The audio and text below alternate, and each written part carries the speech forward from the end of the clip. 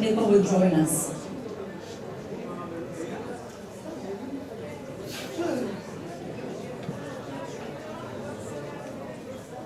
Please everyone take a seat. Thank you.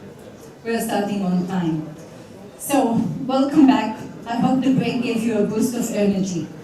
Our next speaker is Ilan Nissim, Head of the Environment Division at the Ministry of Energy Infrastructure, to tell us about the ministry roadmap and to promote the carbon removal in Israel. This session is going to be a Hebrew session, and after that we're going to have a panel in English with the doers, those who make it happen, the innovative Israeli community. It's English. Oh, it's English session, okay, even more, even good. Okay. Hi, good afternoon. Tough time, but it's excellent because nobody is listening. First of all, thank you for the opportunity, giving me the opportunity to present the necessity, the challenges, and the strategies of CCS in Israel. I will address three questions. Do we have alternatives to meet the net zero goals without carbon storage? What is the potential of CCS in Israel? And what are the challenges to make it happen? Hi, Yuval.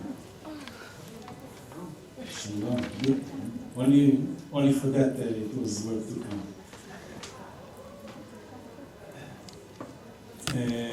Regarding the criticism that I heard in the morning, Maya, this is for you. Just to clarify, we recognize the climate change, and we understand we have a major role to do and we are trying to do our best to reduce or to mitigate the effect of it. And here you can see the sizes that were shown before.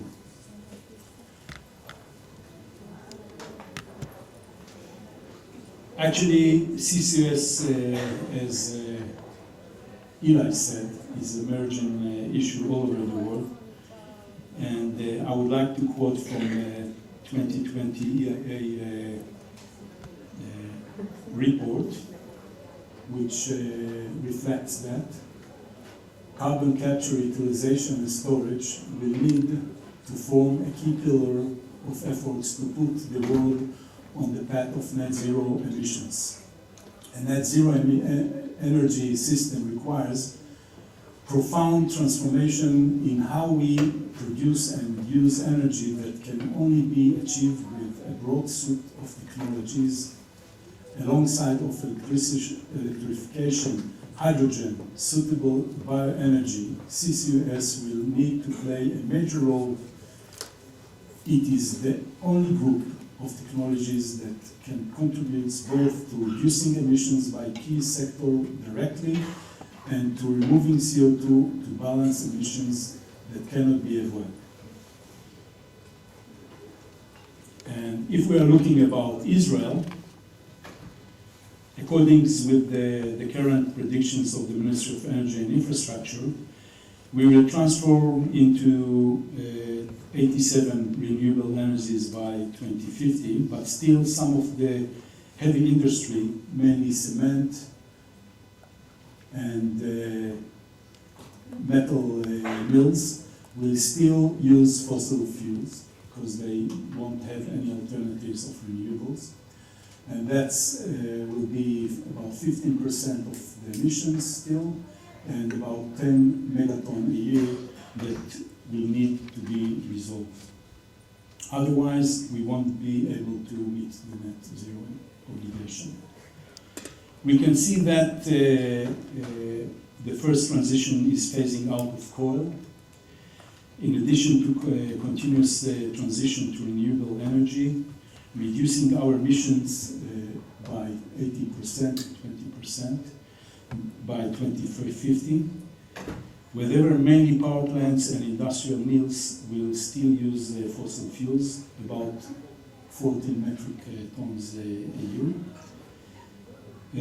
With no renewable alternatives, the outcome of that is that CCS, as part of blue hydrogen, will be a key element to reducing greenhouse gases emissions and meeting the goals of net zero emissions by 2050. We can also see that looking on the three scenarios of our ministry, based on solar,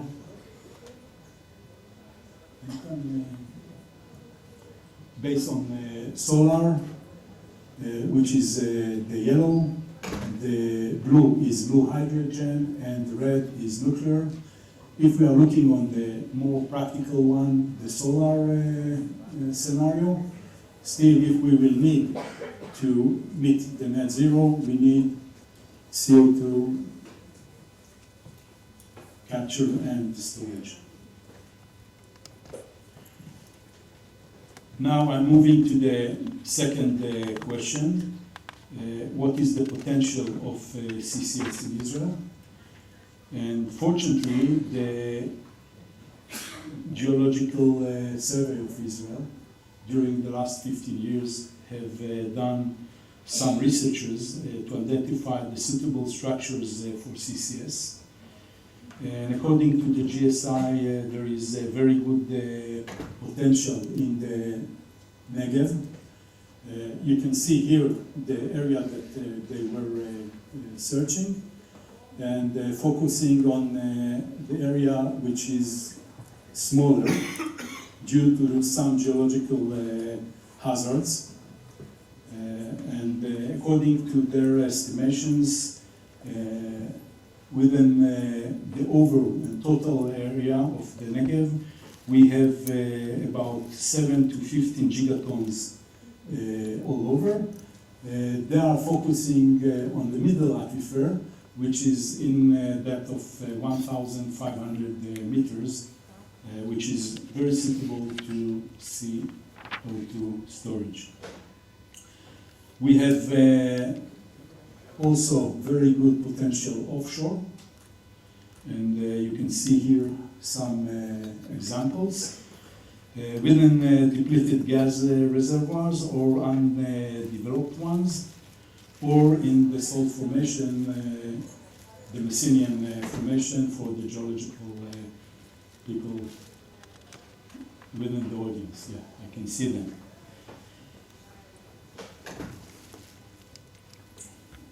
What is next, and also as an answer for the vote of 50% in the morning, regulation.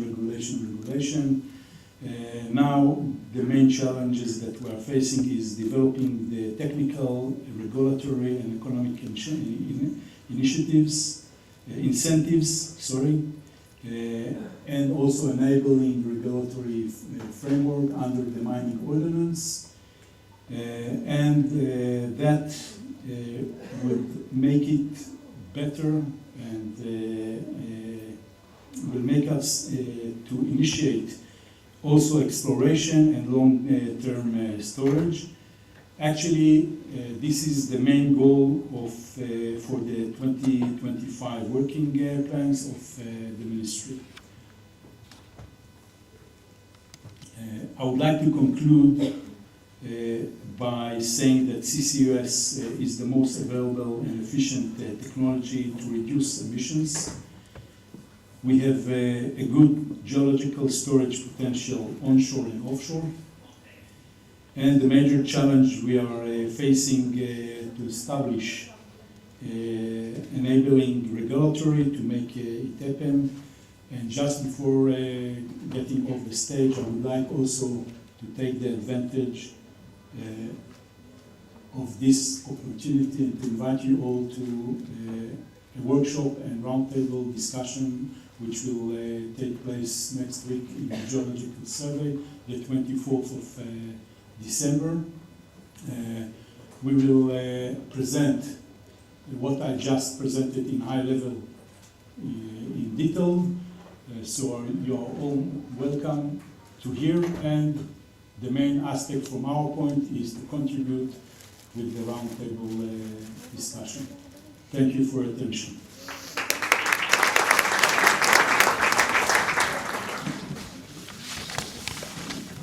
10 minutes.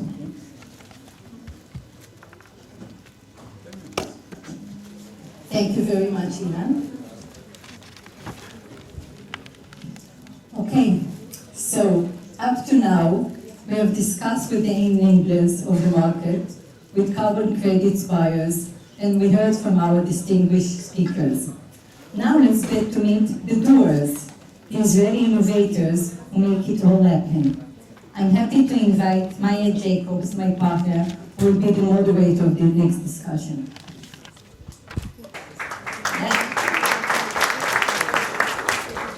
Dr. Avi Luvchik, the CEO and co-founder of Oporto Carbon, and also one of the sponsors of our conference today. Thank you, Avi.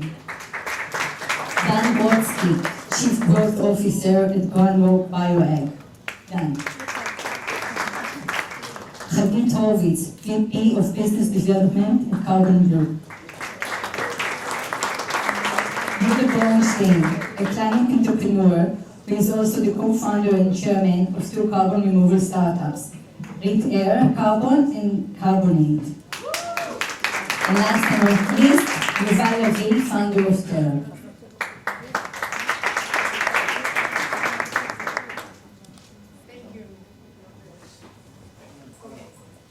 Can you hear me? Yes. Okay, so this is the third part of the enablers. We had the sellers, we had the buyers, and now how do we actually get the carbon out? So we have a very remarkable group here, and they each represent a different type of carbon removal. And I suggest we begin with you, because ladies first, apologize. And introduce yourselves. I would like each and every one of you please to introduce yourselves on the carbon side of yours. Sorry, I got this shut down in the middle of my sentence. We would like to do this. What do you do? What is your impact in carbon removal? How many years since your establishment? How long before your first money was raised, and how many rounds since? All of you listen, because these are things that I would like you all to touch upon, despite the fact that I also send it to you, but just who are your investors? Do we go to VCs? Do we go to other types of funding? Where are you located besides Israel? Do you work in Israel? And we'll continue from there on. Thanks very much. I hope it's not just because I'm the only lady here, it's just I'm sitting on the right side. So I'm Hagit, nice to meet you all. I'm the VP of Business Development in CarbonBlue. CarbonBlue is a startup company established almost 3 years ago by Dr. Dan Viri and Ilan. About 6 months ago, we have concluded our seed round. All in all, $10 million of investment, which we're very happy with. The vision was, thank you. The vision was, when established and still is developing a technology that, once scaled up, can materially contribute to the fight against climate change. We're basically focusing on durable carbon removal using water, as I'll explain in a second. As we understand that regardless of any kind of avoidance measures and approaches that we will take, carbon removal is still needed in order to achieve the targets that we all need to basically meet in order to avoid the climate change. So let's talk a little bit about water. Water and oceans in general is the largest sink of carbon dioxide in the world. This is the base point, this is the natural process that occurs in the world. When we talk about the concentration of CO2, the concentration of CO2 in water, in oceans, is 140 times more than in the air. This is the starting point, that's why we went and thought about water. The second point that you need all to take in mind is that water infrastructures are used vastly in the world by humans. If you think about in Israel, obviously desalination facilities, but also in terms of cooling and other industries, this is used vastly. Now, what we did is basically develop a technology that enhances the natural process that happens in oceans and other waters. It is that when water are in contact with the air, they observe the CO2 from the air. So we are using water by a chemical looping procedure to enhance that process, remove the CO2 from the air, and then regenerate the materials that we need for that process. In terms of our roadmap or the achievements we already made, talking about foot on the ground, so we're currently constructing our facility that will have an annual capacity to remove CO2 of 400 tons per annum. This will be operational by the end of 2025, and we're developing our next project, which will be in Israel and in the US, and there are other next steps that you'll have to wait and see. Hi everyone, my name is Yehuda. I'm an entrepreneur in climate tech. Started so far 6 companies in that area. I'm some kind of a venture studio of one person with no money. So, two of the companies I started, Repair, carbon capture, and Carbonade, are related to carbon removal. Repair was the first company I started 4 years ago, technology that was originated in the University of Delaware in the US. I licensed the technology and we built a team. We raised about $12 million so far.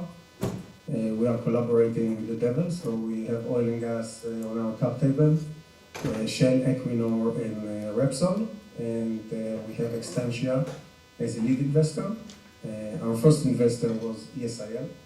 Actually, the seed round, it was in the middle of the corona and we didn't have anything to do, so we thought about capturing carbon.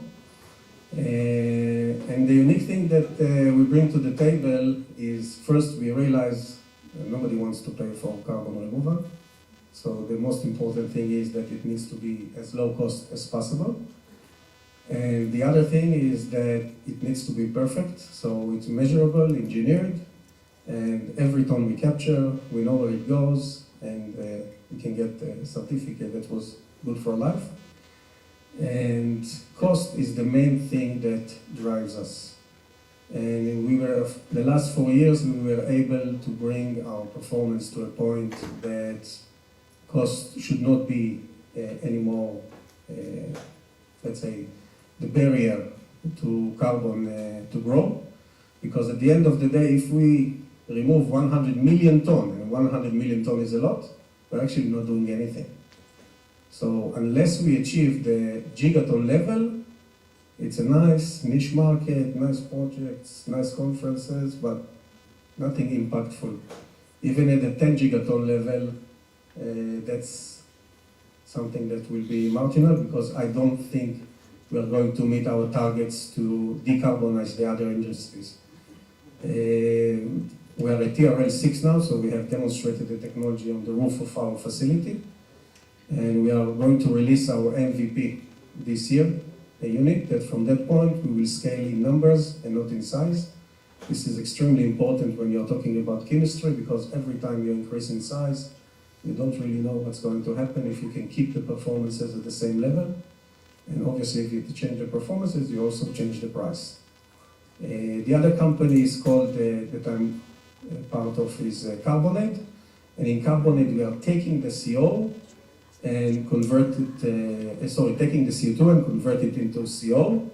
That's a feedstock that can help many processes to be more efficient. And in addition, in one day that we will get rid of using fossil fuels, we will need to build fossil fuels so we can use it for maritime and aviation, because then we will have to go to synthetic fuels. So Carbonade has short-term and long-term vision to be part of the carbon markets. That's it. Hi, I'm Dan Grotsky. I'm co-founder and chief growth officer at Groundwork BioAg. What we do is we produce something called mycorrhizal inoculants. These are products based on mycorrhizal fungi. The fungi help plants to absorb nutrients in the soil, and at the same time they sequester a whole lot of carbon in the soil. We are the largest producers of mycorrhizal fungi in the world. We apply the mycorrhizal fungi in agriculture, so cropland. Think of row crops, mainstream agriculture. And we do that worldwide. We sell in 23 different countries today, including the 4 main breadbaskets, so US, China, India, Brazil. We have presence in all 4 of those countries. Our headquarters are here. Manufacturing is here in Israel. We have about 70 employees.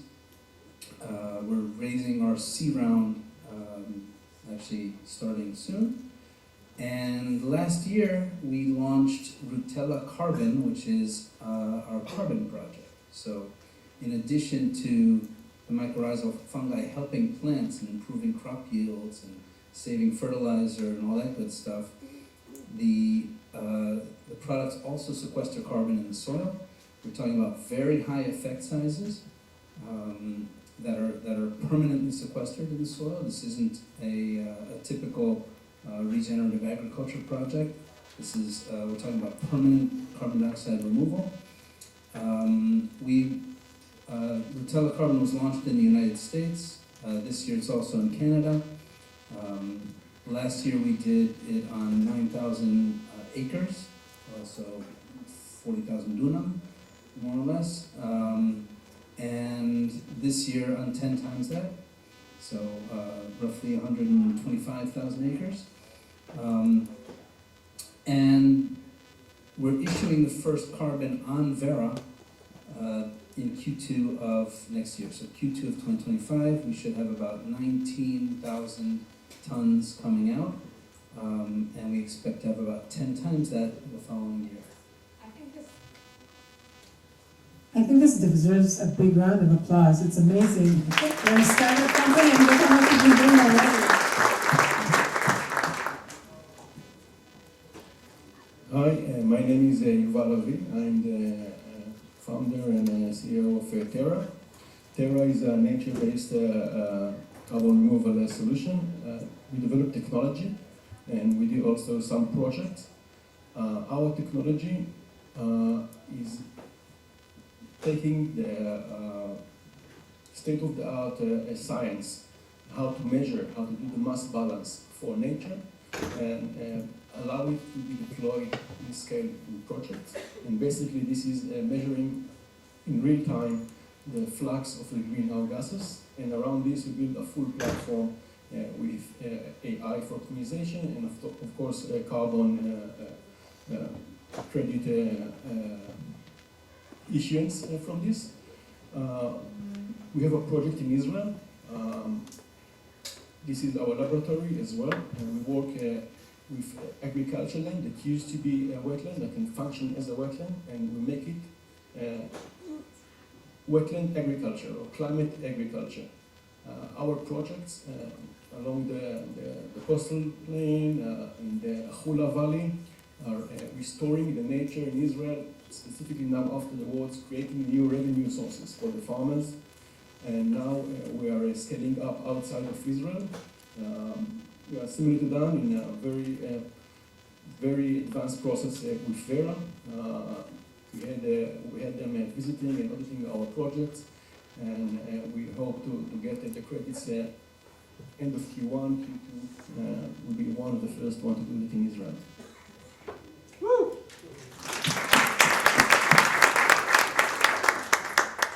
Hi everybody, good afternoon. I must say that I'm so happy to be here. It's the 3rd conference, there's so many people and it's amazing. So my name is Lavi. I'm a co-founder and CEO of Oporto Carbon. I'm not any kind of technology company, but I'm trying to help some other technology companies in order to create their carbon certificates and maybe trying to help them to deal with their carbon certificates. However, we have like our project in our own, which is not just creating carbon certificate. We have some project overseas. One of them is in Portugal, one of them is in South Africa, of creating carbon credits by natural solution. We have like a large forest that we planning to plant next month in north of Portugal, and we have another project in South Africa, as I said. We have another project that we're just examining right now in Costa Rica. But anyhow, in Oporto Carbon, we're trying to bring the carbon market into the Israeli market, and maybe some other project from Israel, taking them outside of Israel to overseas customers. Thank you. So as you can see, this is very, very impressive, and one of the best things I love is being with such smart people and knowing that these people can actually save us. But let's see that you can actually also make money, because we know we've spoken to the investors and to the buyers, and they spoke about business models. How many of you, if any of you, is counting only on carbon credits for your income, for your models? None. Wonderful. So please tell us how you're going to... Nearly. We are just I mean, it's a matter of few weeks. But we are there. I mean, we have a project that already got an LOA from the Ministry of Environmental Protection, which means that we actually create carbon certificate by taking project outside of the NDC. If you remember, just Rudy talked about it earlier, which is, I think it's amazing to the Israeli carbon market, because we finally got an approval from, I think it's the first approval from any kind of government ministry that saying that there is a carbon market in Israel, and it's amazing. And I think we're very close to that, to sell our own carbon credits and to be based on our balance sheet, just like that. So I was actually going to ask you more about that later on, so we'll go back to you. So let's hear how you make a living from, or what is your income, your additional income, for instance, CarbonBlue? I would say if you talk about a business model and looking long term, then currently we have already sold carbon credits on a pre-sale scheme with the Frontier platform. Indeed. So this is a short term in order to enable us to scale up and go to the next facility and thereafter, in the secondary round and so forth.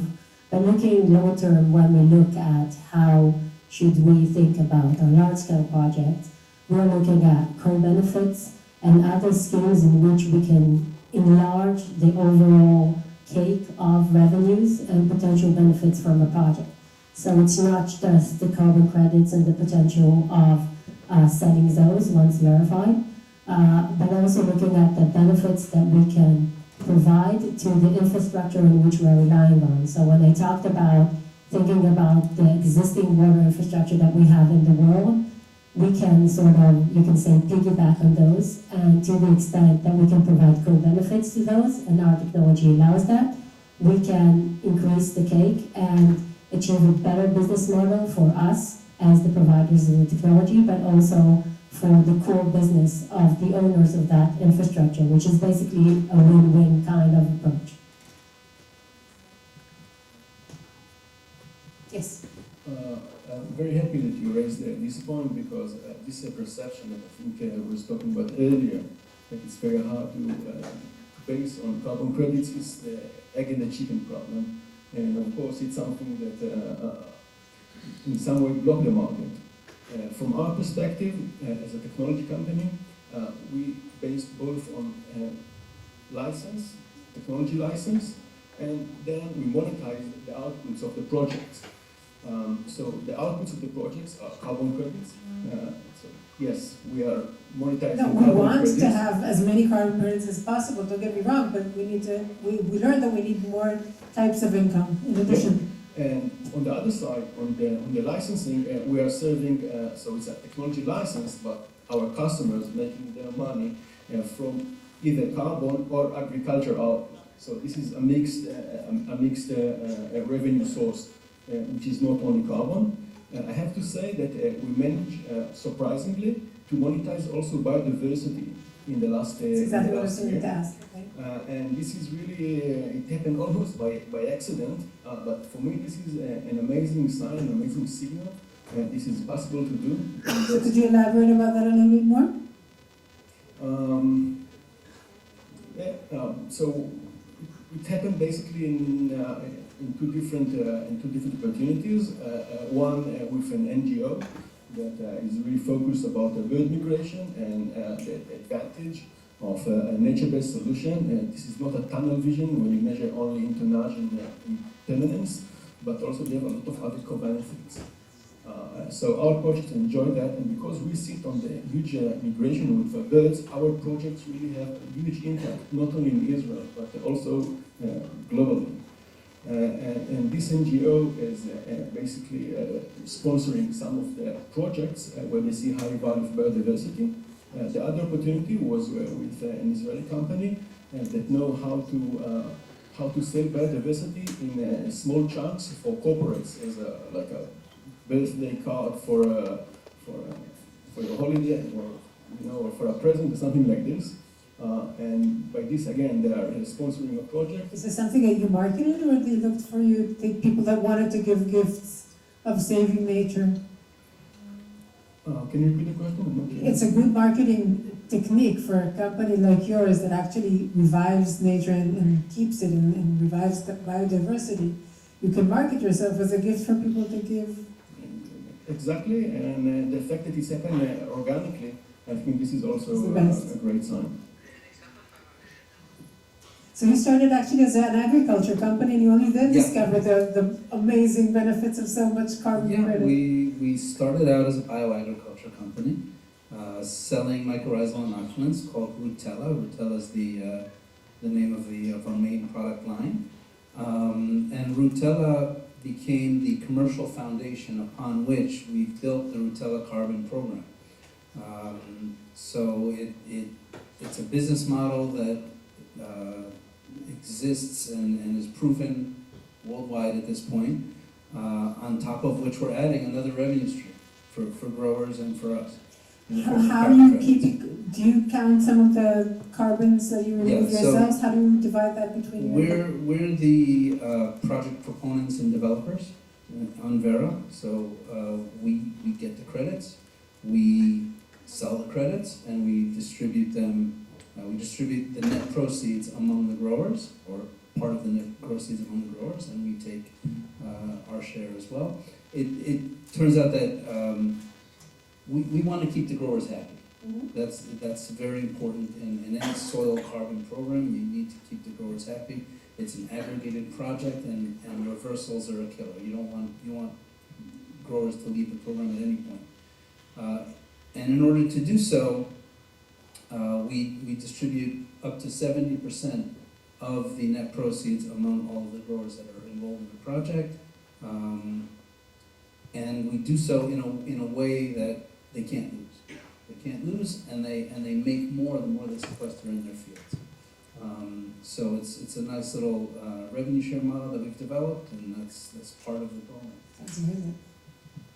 I want to share with you kind of an alternative market that is now developing instead of the voluntary market and carbon credits. We have companies that approach us, big companies. Let's say that they have 10 million ton of CO2 they cannot remove in any other way, so they need to do carbon capture and removal. But they don't want to pay for the carbon credits because the price is unknown, it's a market, and the more we want to decarbonize, the price will go higher. So there are actually very big companies that want to own and operate their own carbon capture facilities and store Israelis or from abroad? Israelis is a different story. And it makes a lot of sense, because if it costs you $70 to capture a ton of carbon, why paying 120 or more the market price? And it's the size. Let's take example a project of 10 million ton, which is a good size project but not dramatic. 10 million ton a year multiplied by $200, it's a $2 billion project. So if I can save instead of 200 pay 100, I made a lot of money. And I think this is going to be something we will see more and more. Instead of issuing credits and sell them on the market, companies with their long-term commitments to get to net zero will have their own facilities and their own operation that will allow. Do you think that would be only good for CCUS or also for other types of carbon removal? I think at the end, when they get to the last emissions that they need to get rid of, it will be carbon removal and not anything else.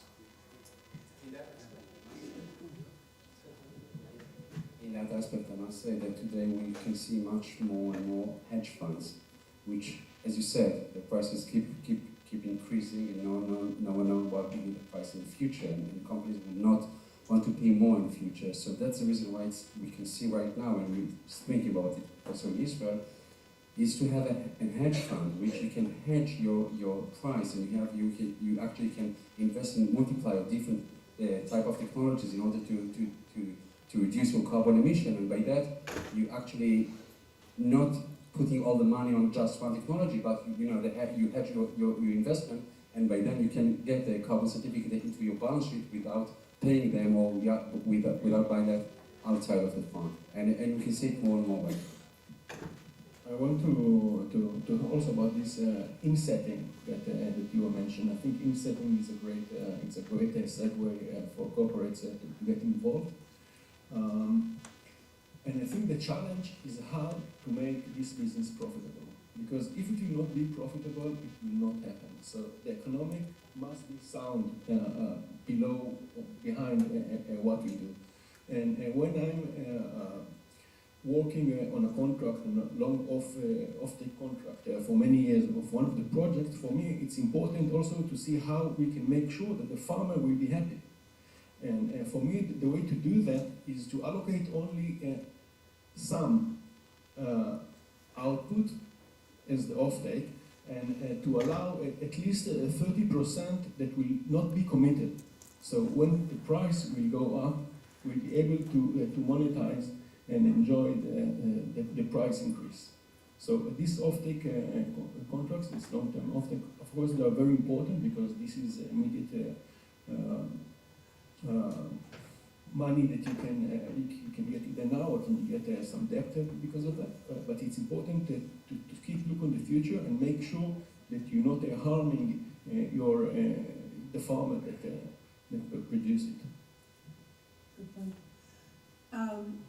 We have potential entrepreneurs and young companies here in the audience, and I wanted to speak with you about the relations with the investors. First of all, how many of your investors are Israeli and how many come from abroad, and also about what they look at and what they ask about.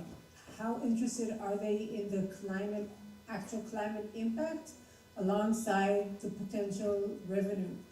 One of my concerns is, and one of the things that we're trying to do at ClimateNet, is to actually create real motivation, real climate motivation in the business sector. And we're concerned that maybe today they're more looking at it as a business trend and as a business opportunity rather than removing carbon in your case. So could you please tell us about the interactions? Avi, you work with a lot of buyers and sellers, so let's start with you. So for your question, I mean, as long as they are investors, they're looking for revenues. They're not philanthropists. Okay, so we have to make it very clear. But you can have side-by-side revenue and... That's right, but as long as they are investors, and they are investors, I think most of the people sitting here get the money from investors, so that means that they're looking for any kind of revenues. That's the bottom line, and we have to understand it very clearly.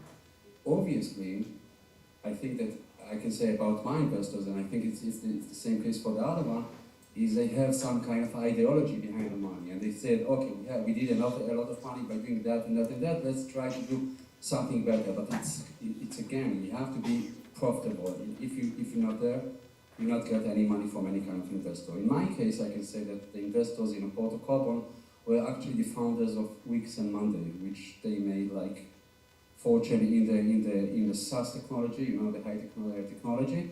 And as I said, they have the ideology behind them. They understand that they like to do some good thing in the world with their money, and they invest the money in places like that, like Oporto, just one example of their investments. But I must say that it has to be any kind of combination. If you say what is the perfect investor, what would be? I didn't invest through a VC, even though that I worked for a VC. I worked for Capital Nature for a few years, but anyway, I didn't go for a VC. I went specifically, it's not like an angels, but I went specifically to some specific person that I know, and they invested in Oporto, and they said, obviously they have a bit more tolerant about getting money back from company like Oporto, rather to invest in like any kind of startup which they like to see the money after 2, 3, 4 years. So maybe they have more tolerance for that kind of companies, but again, you have to see any kind of profitable from that activity. Also, to elaborate on your sides about the LCA, how much do they look about the likes, like, it's for you, and it's just for the companies that are producing something, creating like a change. Do investors ask about the life cycle analysis of your process? Do they demand to see science-based, track to make sure that you're really doing the impact that you're talking about? I think we have to separate if we talk about Israeli investors.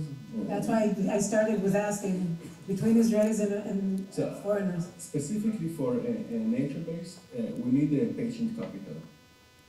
You need a what, sorry? Patient capital, because nature is not as fast as cyber technology. And the Israeli investor, of course, what they're looking for is profit, and they want to do it fast. Also in Israel, there are a few problems that are more immediate than climate change, and it's hard for people to be connected to it. In Europe and United States, you see the difference. And also another thing that I think you see in technology investors, that it's easy for them, it's more understandable for them to invest in technology. So engineered solution, it's much easier for them to grasp it and to invest in it. While nature-based solution, it's a harder sell for them. And for me, of course, I'm speaking from my position.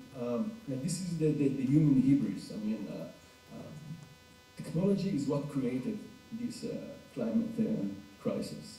And if we think technology is what's going to solve it, we're going to be surprised. For the worst, Hagit, do you want to comment?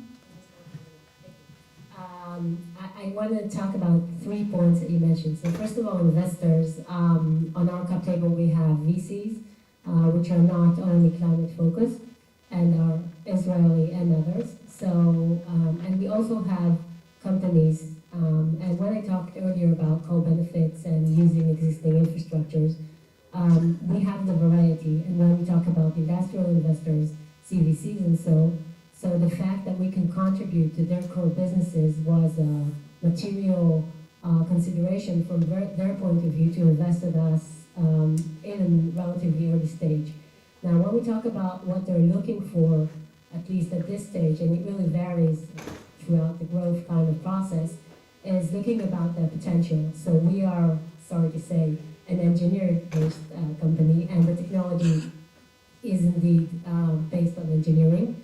And, to that extent, you're talking about nature, I can say, desalination is also engineered-based, and it has its benefits.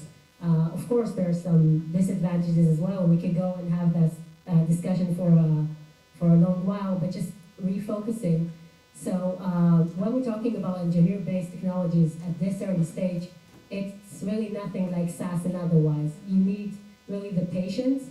But when they are evaluating whether to invest or not, they're looking at the potential. The potential is how will you scale up? How complicated is it to scale up? And what's the potential once you scale up? The potential has to do indeed very much with the cost. So it's nice to be durable and engineer-based, but if you're not cost-effective, it won't work. And they need to see the path through the roadmap and how you're going to reach at least below $100 per ton in terms of the cost of removal of CO2. And if you can't understand or base a case on at least that it's a kind of a market benchmark, then you need to rethink it or reconsider it and see how you do it otherwise. And just the second point is, when you talk about challenges, and it was a little bit earlier, I think that governmental approach is a material drive or not a drive in terms of developing this market. And I assume you'll talk about it in a second or two, so then I'll raise my points in this regard. So you're actually an investor. So you have two hats here, so it would be interesting to hear your take on this. So I think those two things are interlinked to each other, because if it's not profitable, you will not be able to scale it up. If you are not going to be able to scale it up, you're not going to make any impact, because we are talking about reducing CO2. So those things are linked. So it has to be profitable. And if it's profitable, you can scale it to the point that it can make an impact. So I think that's the way we should look at it. I just found it curious that in this panel we're kind of proving a point that Ilan made this morning. I don't know where he is, about the distinction between nature-based solutions and technology-based solutions, and that it's fuzzy, and it can be arbitrary sometimes. And I mean, we all, I mean, yes, our technology is considered a nature-based solution, but does that mean that we're not using technology to produce it? Of course we are. I mean, it wouldn't be... Nature-based solution doesn't mean don't use any technology along the way. Right, and technology-based solution doesn't mean that you're not using You're not nature, because at the end of the affecting day, it has to be natural. And so I think in every solution you'll find some sort of a mix. But what is a lot clearer is the distinction between CDR and emissions reduction or avoidance. Okay, so your investors were interested in the effects? Our investors were, so our early investors were more agriculture-related investors, and our later investors are more carbon-related investors. All of them want to see the impact, but of course they all want to see the bottom line. If we didn't have a business model that held water, we wouldn't be able to raise money. I think that goes without saying, and I don't think there's room in the market for businesses that just solve an environmental solution but have no viable business model. Yuval, do you want to comment a little bit more? Because I know you have a lot to say about the nature-based solutions vis-a-vis the technology. Now would be a good time to add in. So I think I started to talk about it, and I didn't mean to raise any anger from the right side. Yeah, there's a place for all of them. We're in the all of race, them. we need to do everything at once. Yeah, and I think this is the potential of this market, because it's clear that this 10 gigaton that the IPCC is talking about is a very optimistic view, at least the way I understand it. So there'll be a lot of solutions, a lot of different solutions. And yeah, I think the challenge is how to make those projects sustainable for a long time. And this is why we are focused on wetlands. We are focused on agricultural land that used to be wetland in the past. And we chose this because this is the low-hanging fruit. This is the strongest biome in nature for sequestering carbon, the best permanence. For how many years?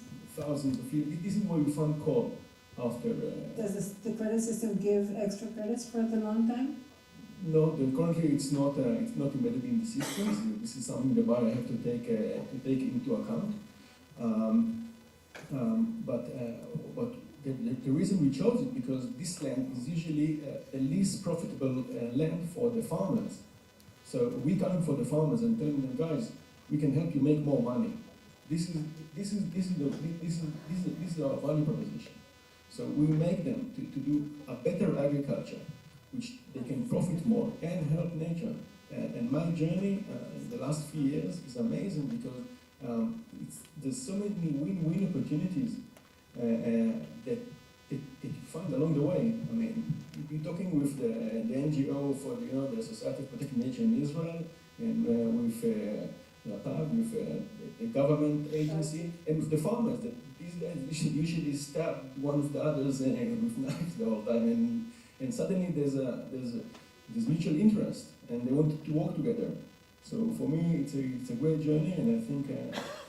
So for you, as what you do in this project, let's say you have, I don't know, like 100 dunams that you're taking care of, and they're all spoken for the sequestration. What is your actual work? Could you explain what you do, why they need to continue paying you, and how do you remodel this, and what we do right now in Israel, it's a very specific type of activity, and what we do, we take fish ponds, and we offer those farmers grow plants instead of fish, and This is also easy for us because of market failure that there is around the fish ponds in Israel, and we're enjoying also the fact that the fish industry is super polluting. So when we replace it with agriculture, climate agriculture, and we actually win not only removal credits but also avoidance credits.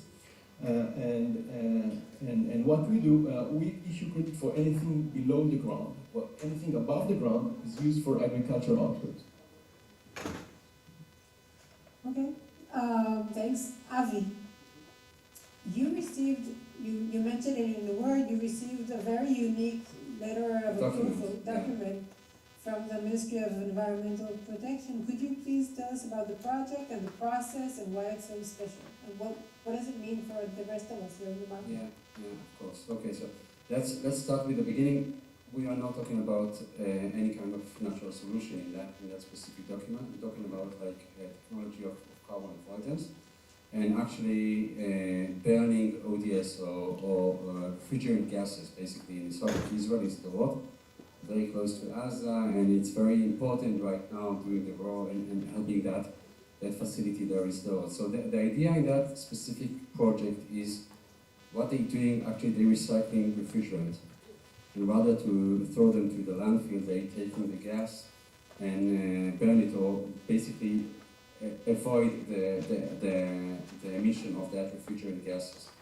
And what we got just, I think 1 month ago from the Environmental Protection Ministry is a letter which called LOA, and it means that that specific project is not counted to the NDC of Israel, which means that when Israel declared about their carbon reduction to the United Nations or the Paris Agreement Committee, that specific project is not counted. And the idea behind it is because it's not really counted. And that's mean that that specific project can be sold after creating all the carbon certificate. We are doing that right now with ACR, which is the American Carbonade Registry. And we're going to start that project in Corsia, which is a specific exchange place only to projects which are not under any kind of NDC, which means that any country is not counting that specific project. And that means that specific project is obviously there's no any kind of double counting. Could you give a word about the double counting, what this means and what we're talking about? Yeah, so one of the problems, which is I think it's the largest problem of the carbon offsetting market, is to understand if that specific greenhouse gas reduction is not counting somewhere, and we're not counting the same ton twice, or 3 times, or 4 times, whatever. And once you have that specific declaration from, I mean, we can say about Israel a lot. We can have a full session about that problem. But the thing is that as long as no one is actually counting that reduction, it's obviously there is no any kind of double counting. And if there is no any kind of double counting, that means that the price for that project is much more higher than other projects. That specific project is going to the aviation industry. The aviation industries have to buy any kind of carbon reduction only approved by LOA, which we got. And the thing is, since Israel is, as Ruth mentioned earlier this day, since Israel is not part of any kind of international stock exchange or whatever, it's very difficult to understand which project is under the reduction of the government and which project are private. And this specific document declared that this is not counting, and it's very important. And you ask a very good question. What's the meaning for the rest of the industry? And the meaning is that if someone can get like $30 or $40 or $50 per ton, I'm not talking about natural solution. I'm talking about carbon avoidance of avoiding emission from refrigerant gases. And that prices, that means that millions of dollars goes to the recycling industry. And that means that specific facilities, the road, can actually work much more many years. That means that specific facility can actually treat much more refrigerants. And that's amazing for that specific facility. And I think that as long as we have more and more like that, we can bring much more money to the recycling or any kind of carbon reduction industry in Israel. I want to touch about this point about regulation. I think it was discussed before that governments have a huge role to to lift this market, to make this market happen. What do we do if we don't have governments, not in Israel and not No, maybe in the United States? in a Now, way, how do we make the companies do it? Israel is surprisingly going to be one of the first countries that have a law that putting tax on carbon. You can argue how good it is or how bad it is, but this is a step that a lot of countries didn't take. But I want to take the example of the PV market, that the government really helped to raise this market. It created demands, it gave prices, it made it happen. And I think those actions, this is something states need to be part of and take responsibility here. Okay, so I see we're running out of time. How long are you going to consider yourself as a startup? You work all over the world, do amazing things. Are you still a startup? We spoke before about the distinction between nature-based solutions and technology-based solutions. What's the distinction between a startup and a scale-up? I think it's probably scale-up is more of a fitting term for us at this point. I mean, we've been at this What are the next steps? Well, we're already the largest producers of mycorrhizal inoculants in the world. Our next step is to have a very successful carbon project. That's our main growth engine today. Do you get extra points for each SDG marker that you help raise? Yeah, well, and that kind of comes to what you were talking about with permanence before. The registries, the standards, don't have, they don't care, quote unquote, about things like permanence or SDGs or co-benefits again, and then I think we should call them core benefits, not co-benefits. Do you think they should?